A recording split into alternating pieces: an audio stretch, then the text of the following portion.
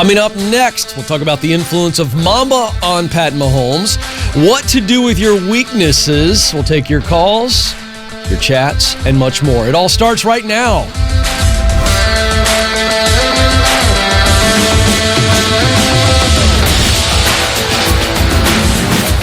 We're coming to you live from Ramsey Studios in Nashville, and you are joining a conversation about who you are, what you were created to do, where you'll want to do that, and how you're going to get there. I'm Ken. So excited to have you with us. Hope you had a fantastic weekend. Here we go. Starting off another week, another opportunity to move the ball down the field, to make progress.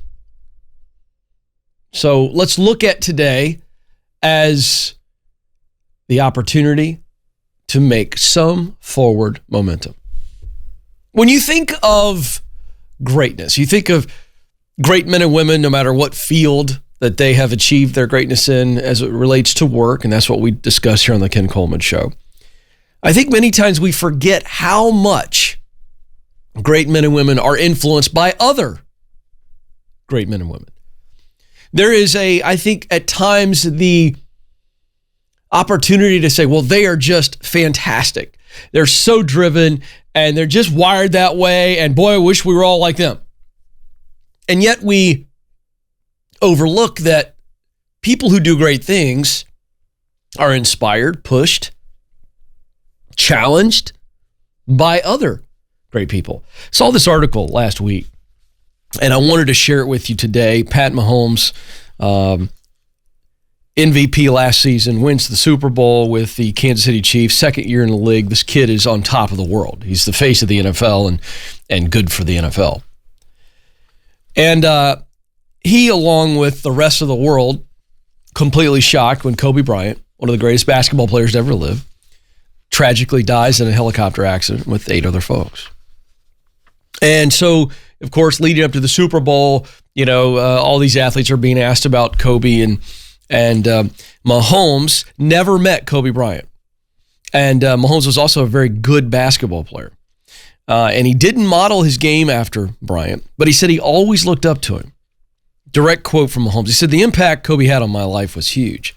The way he was able to go about every single day when I was a kid, and to see his work ethic and the intensity that he had to be great every single day.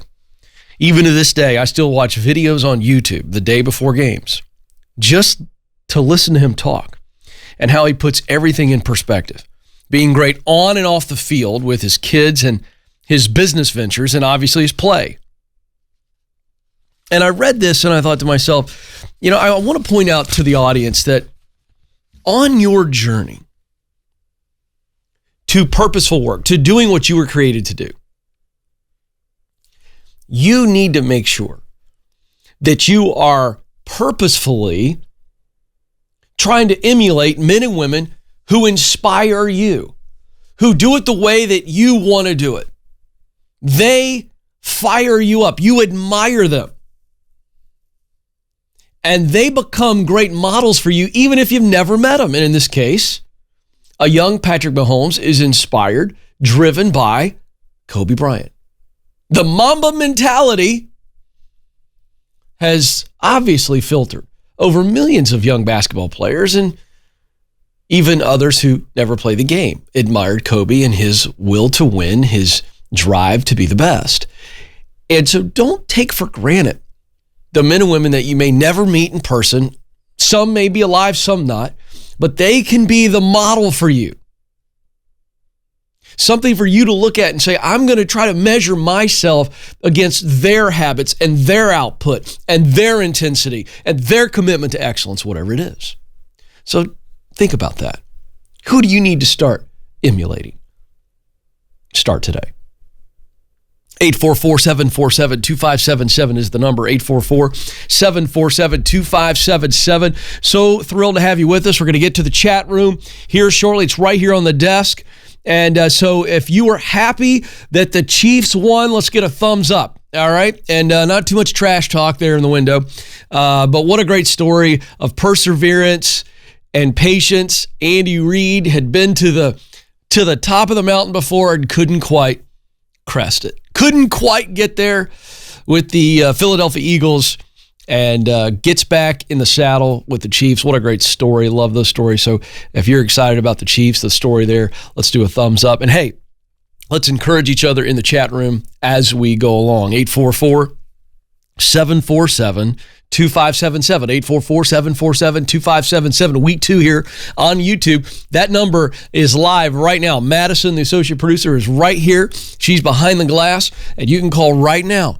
And maybe somebody today needs that nudge. You do have the answers to what you do best and what you love to do most. The results that matter deeply to you. You have those answers. It's my job to pull them out of you. Let's start with Dave, who's on the line in Gettysburg, Pennsylvania. Dave, you're on the Ken Coleman Show. Ken, thank you so much for having me on. I really do appreciate it, sir. Well, I'm happy to talk with you. What's going on? Well, I want to talk to you about the waiting game. For the longest time, I didn't have a path of where I wanted to go. I kept searching and searching. Picked up a copy of your book. It really helped kind of set me on a trajectory. And I've started being open to things that I normally wasn't open to. And what that path being an MBA. For the longest time, I put it off. And, now it's happening fast. I applied in November. I got accepted within a couple of days. I'm also going to be talking about proximity. I love entrepreneurship, and I'm going to have the opportunity to work with the school's director of entrepreneurship at their center there. And, another thing that it's really allowed me to do is get in closer proximity to God. And I feel like I'm finally, for once in my life, following his will for my life. But the thing is, Ken, I'm a very impatient man, and I know you just talked about finding somebody to emulate, and I know that your path kind of took a while to kind of get to where you are now, and I just want to ask you, what do you do in that waiting period? How can I, cope with it and kind of just focus on what I'm destined to do rather than what I'm not happy with what I'm doing now? Yeah, you just answered your own question, and the thing is you have to stay busy. Not just any kind of busy, but focused busy, meaning you need to be doing as much as you can to grow where you are while you're waiting to get where you want to go. And so there is a season where it's going to be excruciating because you feel like you're ready. You might be ready, you might not be ready. But what you do in the waiting is not just sitting around twiddling your thumbs. You're getting after it because there's always something you can be doing in the now to grow so that you're ready for the next. And so you just keep getting after it and you just keep going and you don't stop learning and growing. I would tell you that there's still something you can learn. There's something that you can do that'll allow you to grow while you're waiting for that opportunity. Is that true or false in your life? No, you're absolutely correct. There are certain instances of my current position where I kind of feel like, even God is kind of just, tapping me on the shoulder, say, this is a learning opportunity, this is a learning opportunity, this is a learning opportunity. That's right. Listen, here's the deal. Yeah. There's always stages of our growth. And best I can tell, Dave, stage 1 always leads to stage 2. Is there a time where we can hop a stage? I don't actually think so. I think you could see explosive growth, but you're still going to move through the stages. I just don't see anybody skipping stages. I think you can move fast, but there's always something for you to be doing. So I love your spirit, and you have to have a mindset of focusing on the now. And I'll give you a little quote. It's a Ken Coleman quote.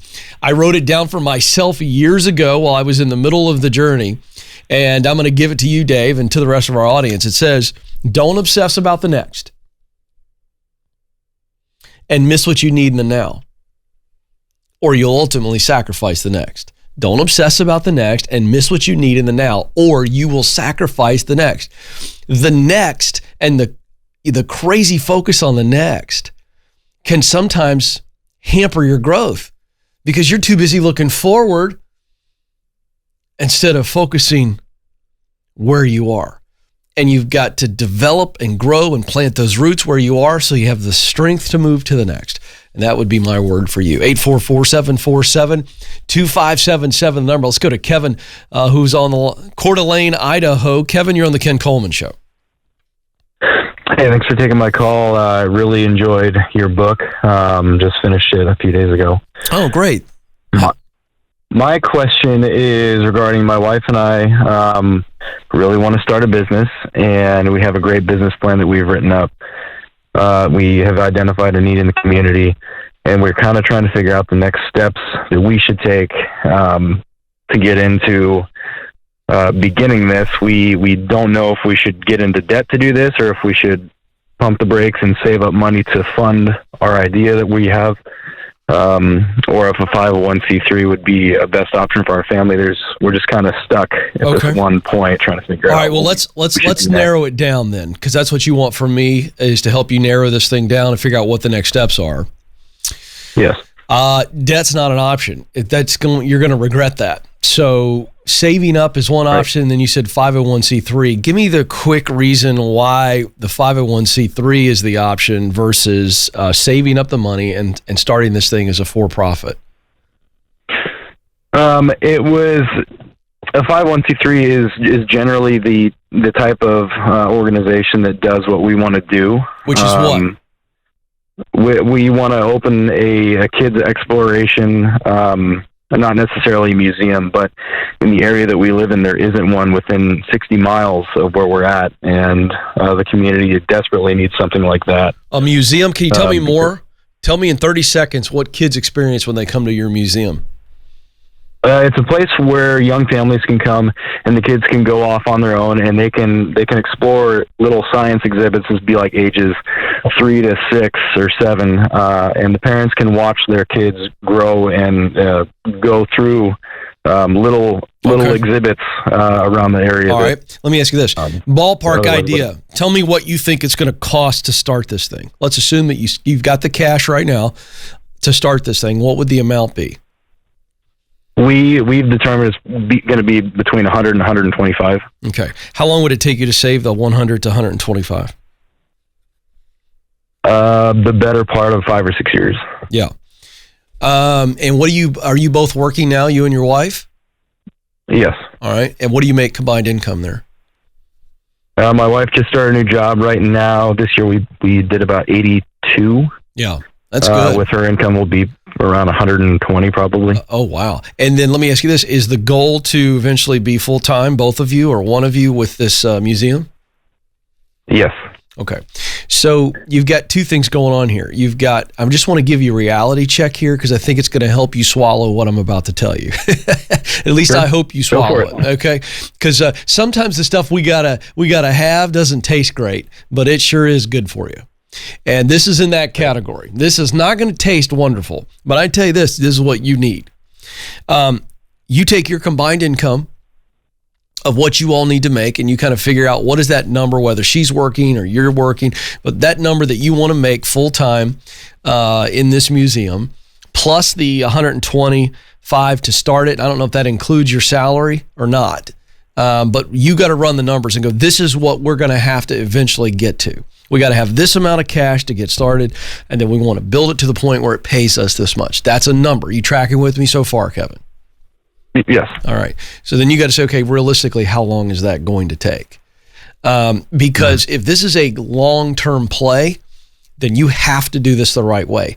Or the very thing that you want to do so badly, if you rush into this and you don't do it the right way, it will be something that will have a double dose of bitterness, because A, it didn't work, and B, you're not getting to do it. So it's going to be even a longer delay if you were to try to do it a second time the right way. Are you tracking with me now? Yes. So I'm telling you the 5 to 6 years is worth the wait. You two bust it and get in a financial place where you've got the money, whether it's a 501c3 or for profit. That I'm not going to get into that advice game there, because at the end of the day, there are probably benefits to both. And I think you can sit down and you can look at the tax implications and some of the legal implications there and which one you think is the best. It's a simple pros and cons list. But regardless of whether or not you call it a 501c3, or it is one rather, or a for-profit, you still have to be profitable. You still got to have the money, and you've got to drive the audience. And I think you're going to need the time to kind of plan this thing. What would make it work? And so I think in the time it takes to save the money, you're doing studies in the community and getting an idea of what people would like to do. You know, you could survey 500 to 1,000 people in your city over that time, and that's a real good sample size. And get community leaders and people involved with this thing to say, hey, we're going to support this thing. We're going to sponsor it, or we're going to do this and that. I think 5 to 6 years is the right amount of time to actually plan this thing and build the relationships that you're going to need for this thing to work. Because Kevin, let's just be really gut level honest here. If you don't have families showing up, taking their kiddies through this thing, you're in trouble. Am I right? Oh, absolutely. So this isn't one of those things where you just start it. This is like starting a burger stand, because we know people like burgers. You know what I mean? But people aren't just going around, boy, I wish we had a museum. We sure would spend all our time there. That is not realistic. So this could be, right, even in 5 to 6 years, a part-time play, and then 3 or 4 years later, a full-time play. So all that to say, I wanted to make sure you understand how long haul thinking is going to have to be the way you think. Long haul. This is not a short-term deal. And if you think that way, guess what will happen? You'll start acting that way. And I would take the 5 to 6 years while you're saving and be building this idea into the community, getting community leaders excited about it so that when you actually launch this thing, it's not a new idea and people are excited about it. 844-747-2577. We're going to go to the chat room in just a moment. But hey, while you're watching, will you do us a favor? Will you do 2 things? Will you hit subscribe so that you get notified when we're live and all kinds of other updates? And let's drive our subscriber base, because YouTube pays attention to that. And we're seeing explosive growth here, and we need your help. The second thing is, would you like today's episode? Hit that thumbs up down there. All those things help us from a YouTube marketing standpoint. They're paying attention to what's going on. So excuse me. So please do that. That would help us. And then share the show. You can hit that share button and share it on social media. You could email it to folks, let people know about it. We want as many people as possible here on YouTube knowing they're one phone call away. One. Just like that, they can call in right now and get the help that they need. So we'd love to hear from you. Spread the word. 844-747-2577. The number will get back to your calls in a little bit. And don't forget, coming up later in the show, I'm going to talk to you about what do you do with your weaknesses. Ooh, that's kind of interesting. And I'm going to free your soul. So don't miss that. That's coming up a little bit later. All right, let's go to the chat room here. We've got Just Moni, I guess is how you say that. Just Moni. How do I find my passion when I'm so indifferent about everything? I have interest, but I don't necessarily feel super passionate about any one thing in particular. Well, then you need to do some more self-discovery and exploration. Those are 2 different things. The self-discovery is continuing to look inside yourself, because where you have an interest, that could eventually develop into a passion. You know, it doesn't have to be a raging inferno inside of your chest, but if you have an interest and you explore the interest. So that's what I mean when I say I want more self-discovery, to identify things that I'm interested in, people I want to help, problems I want to solve, solutions I want to provide. Those are the 3 categories. If you can think in those terms, then you'll begin to identify things you're interested in. And so then let's go put ourselves in those areas of interest. And as you do more diving and exploration into the things you're interested in, you will see opportunities for something to take hold of your heart. So that's what I would do there. Because I'm telling you, there's not a person on the planet who doesn't have something they care deeply about. So I'm not going to buy that. Now, is it possible? I do want to mention this. Is it possible that you or a loved one can't identify anything that they're passionate about because they're in a depressed state? Depression is real. They could be very insecure that they have anything that they could offer, so therefore they don't start to look for things that they could do and that they could offer the world, and so they don't recognize anything. So it is absolutely true that you can be clouded and not be able to identify things about yourself. But that's a mindset and a healthy emotional state that we've got to get in. And then as we do, we can begin to see, oh, absolutely, there are things that I am interested in. Let's go to Zopher. In addition to your own book, what other books and authors do you recommend for inspiration and ideas for career, life, mission, discernment? Well, the only other book that I would recommend outside of what I'm working on and writing as it relates to career and life mission is Purpose-Driven Life by Rick Warren. I know Rick. Rick's a pastor, and this book has sold, I don't even know how many millions of copies. And it's a biblical deep dive into you as a creation and purpose and what is it like to live a purpose-driven life. And I think that's a great context for everything that I teach, and it'll give you the deeper meaning, which I'm so deeply passionate about as well, is that I absolutely believe there's no accidents on this planet. So I would read that book and then begin to really understand what Rick is teaching. And then I'd say one other book that I'll recommend as it relates to purposeful work is Every Good Endeavor by Tim Keller. I just finished that book, and that'll give you a wonderful background into how we should view work. And those two books would be great. Let's go to Debt Sucks. Once you've exhausted your network of contacts, how do you expand your search into new areas? Okay, so I love this question. You think you've exhausted your network, but what you're not realizing is that your network, so you think of all the people in your network, I like to call it a web of connections. Everybody in your web of connections has other connections.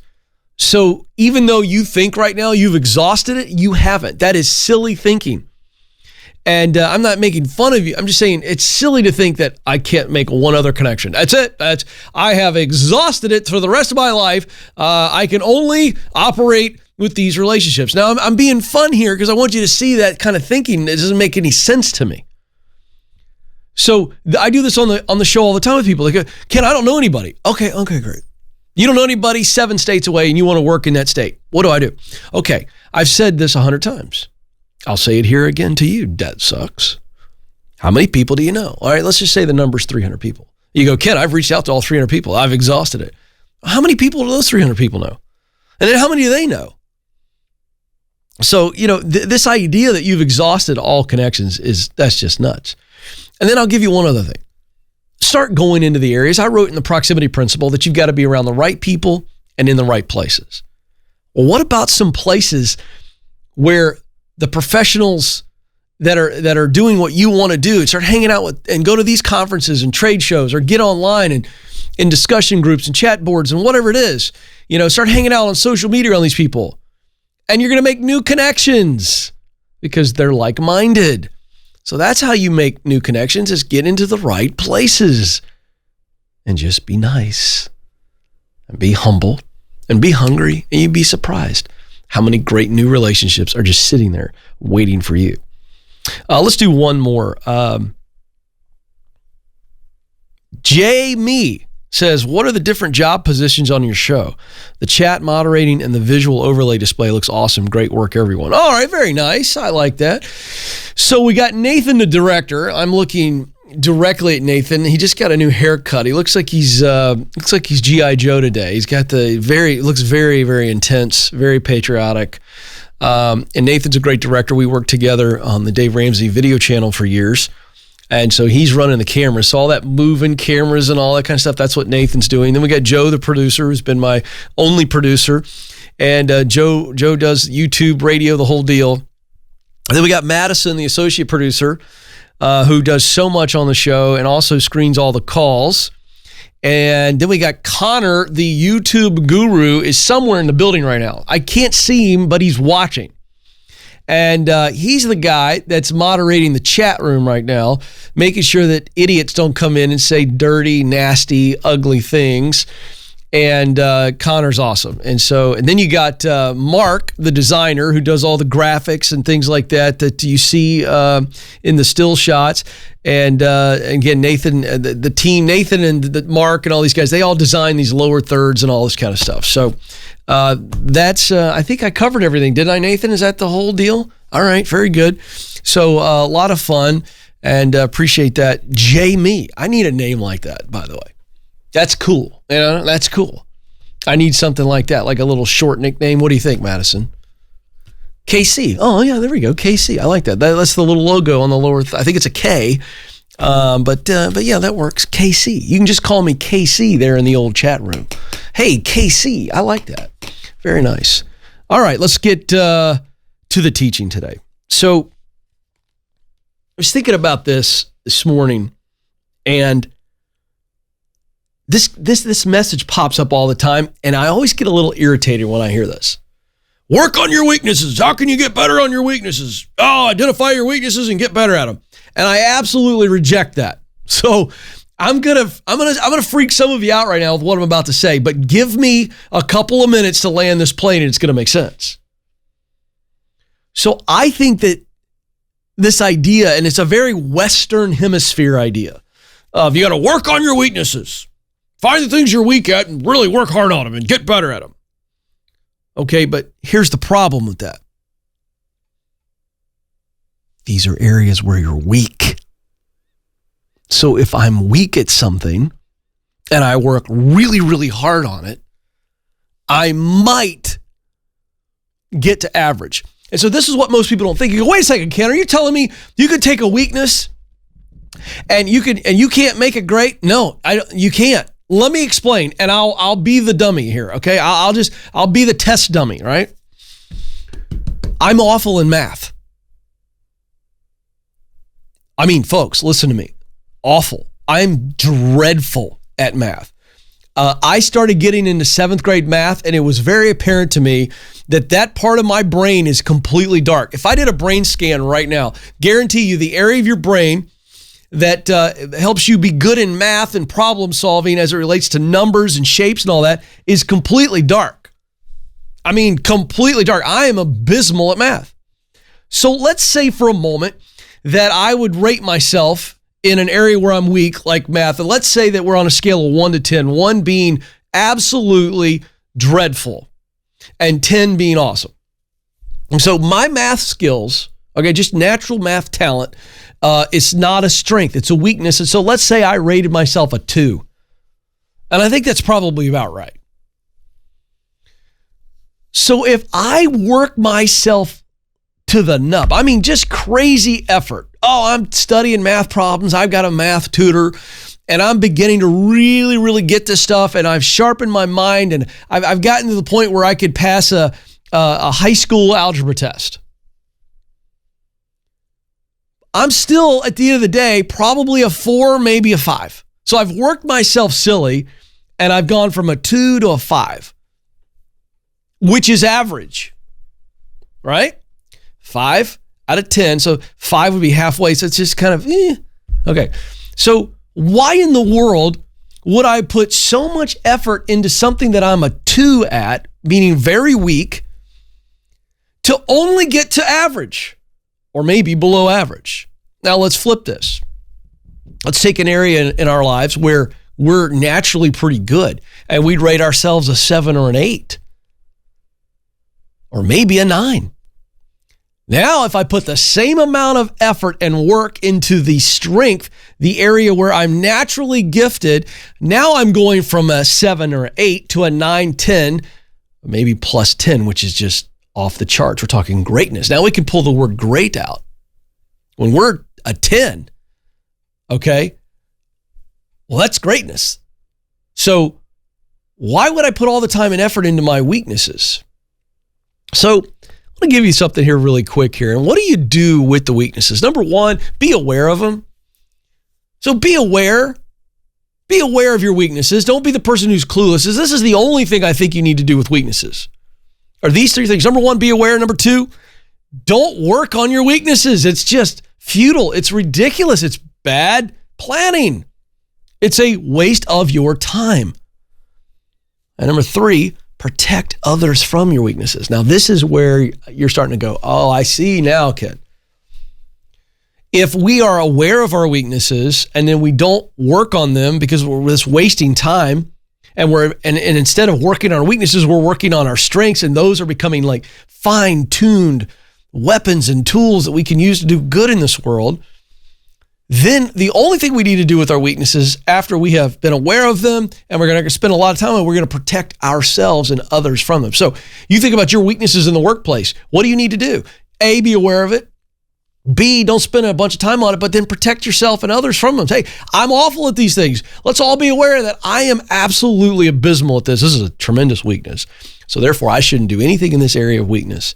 And I want everybody to know that works with me, this is an area of weakness, so that we guard from me ever having to be in a situation where my weakness hurts the team.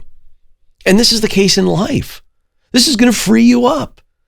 So what you should be doing is be focusing on your strengths and talents and honing those.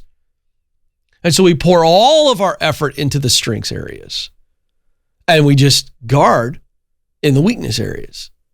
Okay? Meaning if you have to do something in every weakness, it's very limited and we've got helps and systems in place, but we're not going to spend a bunch of time trying to go from really awful to okay. Nobody pays for okay. When was the last time you said, hey, sweetheart, let's go to an average restaurant tonight and maybe we go see an average band?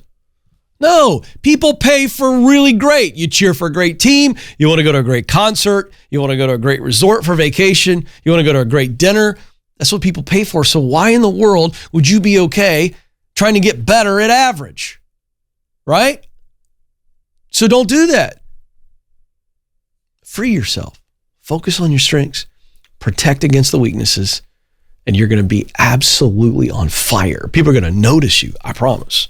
844-747-2577 is the number. 844-747-2577. Hey, before we get back to the phones, if you have recently stepped into your dream job or you're close or down the road, months, years from now, you're stepping into that dream job, we want you to call in and do a dream scream where you share your story because people get encouraged from that. They want to know your journey, how you got there, and it'll really fire the team up that's watching, this tribe, if you will.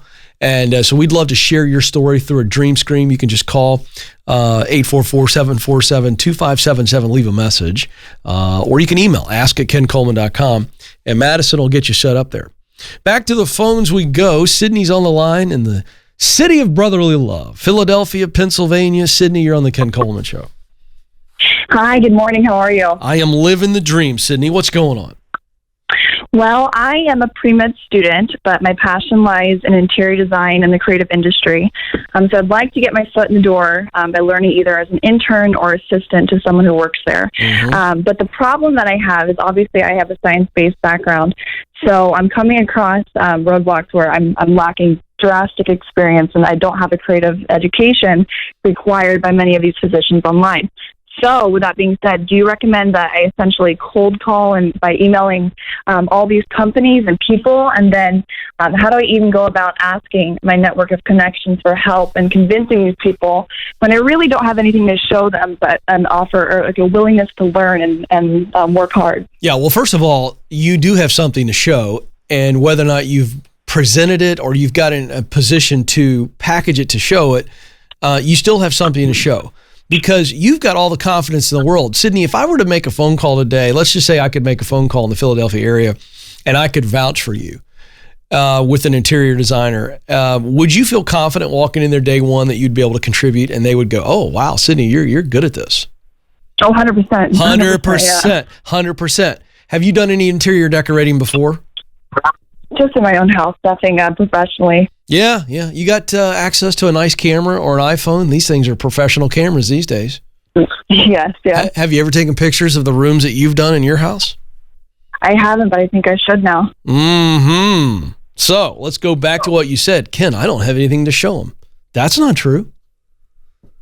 Okay. How many friends would be willing to let you decorate their home if you got some loaner stuff or they wanted to do it and you just came in and did a makeover on their room in exchange for you being able to take pictures of it and put it in your portfolio? I have a few. Mm-hmm. So do you have anything to show or not? I sound like I do. I just got to work at it. Right. So what you have to do is display it. And so let's create an Instagram page and a Facebook page before sundown today. Can you do that? I can do that. I know you can. And you got pictures to post, don't you? I can make it happen, yeah. I know you can. I don't want you to do more. So now let's get to the heart of your question. Do you cold call? Absolutely not. That's why I wrote the proximity principle. Okay. Do you have the book? I don't have the book, no. All right. I'm going to give it to you today. Okay? Oh, thank you. Because here's the deal. I wrote it for you. All right? Now, here's what you're going to do. You're going to read the book, okay? And you're going to find those people. You're going to find the producers, the professionals online. You're going to start modeling everything you do after the ones that you really love. Who's your favorite decorators? And how do they inspire you and why? And you begin to create this personality, this Sydney brand and how you do things. And you're going to get around the right peers. And what you're going to do is you're going to use your web of connections. And I write about this in the back of the back section of the book, the third section. After you get people and places, I'm going to give you practices. And you've got to get in front of some of these key people in your area. And it may just be coffee. It may be lunch. And you've got some connection to these folks where you're not cold calling anything. You're just going, hey, I eventually want to do what you're doing. Can I shadow you? Can I help at an event? Can I volunteer my time just to give you my effort? Because I just want to be around you and observe what you're doing. There's somebody that's going to hear that from you and is going to be like, oh, wow, Sydney finds me to be valuable. And so all of a sudden they feel valued. And so they're going to open up the opportunities for you to talk with them and learn. So that's what we're talking about. We're talking about lunch, coffee, shadowing, volunteering. Those are your 4 activities. And if you do that, Sydney, guess what's going to happen? They're going to introduce you to more of the right people. They're going to point you to the right places, and you're going to get all kinds of wonderful opportunities to go work for somebody or start something on the side as a contractor. I don't know where it's going to go, but I know that if you do that and you read the book that I'm about ready to give you, and you do what I teach, putting yourself around people that are doing what you want to do, Sydney, putting yourself in places where what you want to do is happening, trade shows, online forums, again, volunteering and shadowing, whatever it is, you get around the right people and in the right places, opportunity comes to you, folks. It will knock on your door. Proximity, and the proximity principle is like going to a train station. I know that when I go to a train station, the trains are going to show up. So when we are intentional to get around the right people in the right places, it's just like showing up at a train station. So, Sydney, get the book. It's coming to you. My gift. Read it. Do it. And I guarantee you, you'll get where you want to go. Well, time's up. It's the least favorite part of the show. But hey, I do have to go. But before I let you go, you matter and you do have what it takes. Thank you so much for joining us. Until next time, this is the Ken Coleman Show. Press on.